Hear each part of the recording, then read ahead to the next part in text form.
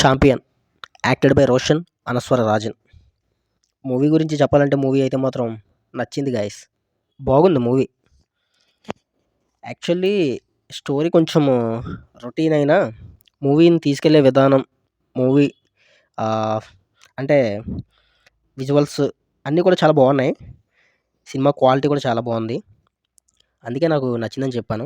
Actually story ఏంటంటే ఇది 1948లో బైరాన్పల్లిలో జరిగే ఒక స్టోరీ అనమాట. భారతదేశానికి 1947లో స్వాతంత్రం వచ్చినా తెలంగాణకు మాత్రం స్వాతంత్రం రాలేదు. అప్పుడు ఇంకా రజాకార్ల అజమాయిషీ ఉండేది. అలాంటి రజాకార్ల పాలన కింద నలిగిపోతున్న ఒక ఊరే బైరాన్పల్లి. అలాంటి బైరాన్పల్లికి మన హీరోకి ఏ సంబంధం ఉండదు. కానీ మన హీరో ఆ ఊరికి ఎందుకు వస్తాడు, వచ్చిన తర్వాత అసలు ఆ రజాకార్లతో పాటు గ్రామస్తులు చేసిన పోరాటానికి తినేందుకు పార్టిసిపేట్ చేస్తాడు, చివరికి ఆ ఊరిని ఎలా కాపాడాడు అన్నదే స్టోరీ. అంటే రొటీన్ టెంప్లేటే. కాకపోతే దీన్ని కొత్తగా తీసుకెళ్దామని ట్రై చేశారు గానీ, ఎంత కొత్తగా తీసుకెళ్ళినా అనుకున్న మెయిన్ టెంప్లేట్ అయితే మాత్రం మారదు కదా! ఎప్పుడు హీరో ఎక్కడి నుంచో రావాలి, ఆ ఊరిని కాపాడాలి, ప్రజల్ని కాపాడాలి, అంటే ప్రాబ్లమ్స్ ఉన్నోళ్ళని కాపాడాలి. ఇదే టెంప్లేట్ ఫార్మాట్ అంటే కొంచెం చూసేవాళ్ళు కూడా బోర్ కొడుతూ ఉంటది. కొంచెం వేరే విధంగా రాసుకుంటే బాగుండేమో అనిపించింది. కానీ రోషన్ యాక్టింగ్ అయితే మాత్రం చెప్పుకోవాలంటే ఈ సినిమాలో Roshan acting highlight. Actual 'Nirmala convent', 'పెళ్లి సందడి' తర్వాత ఒక చాలా మెచ్యూర్ యాక్టర్‌గా అసలు చాలా బాగా చేశాడు యాక్టింగ్ అయితే మాత్రం. ఈ విషయంలో మాత్రం 10/10 ఇవ్వచ్చు రోషన్ యాక్టింగ్ అయితే మాత్రం. ఇంకా అనస్వర రాజన్ ఈ మూవీలో చంద్రకళ రోల్ ప్లే చేశారు.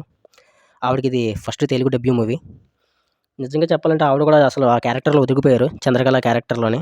ఇంకా చాలా క్యారెక్టర్స్ ఉన్నాయి. అవన్నీ నేను చెప్పకూడదు కానీ ఇంకా సో థియేటర్‌కెళ్ళే చూడాలవి. సినిమా అయితే నచ్చింది గైస్. ఇందులో మనోడు ఫుట్‌బాల్ ప్లేయర్‌గా కనిపిస్తాడు. అంతా బాగానే ఉంది మూవీ మొత్తం. ఇంకా విజువల్స్ కూడా బాగుంది. సినిమా క్వాలిటీ బాగుంది. ఇంకా సెకండ్ హాఫ్ కూడా చాలా బాగుంటది. ఇంకా మొత్తం ఎంటర్ అయిపోద్ది డ్రామాకి. ఆ విలేజ్ డ్రామాకి ఎంటర్ అయిపోయిన తర్వాత అక్కడి నుంచి జరిగే ఒక్కొక్క సీన్ కూడా చాలా ఇంట్రెస్టింగ్‌గానే ఉంటది. ఇంకా కాస్త స్టోరీ మీద ఇంకాస్త శ్రద్ధ పెట్టి కొంచెం బెటర్‌గా డిజైన్ చేసుంటే బాగుండనిపించింది.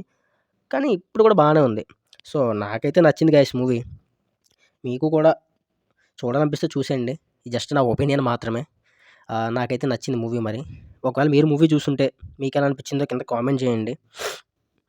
ఇంకా మన ఛానల్ ఎవరైనా సబ్స్క్రైబ్ చేసుకోకపోతే సో ప్లీజ్ సబ్స్క్రైబ్ చేసుకోండి. ఇక్కడి నుంచి ప్రతి రివ్యూ కూడా మన ఛానల్‌లో పెట్టడం జరుగుతుంది ఆన్ టైమ్‌కి.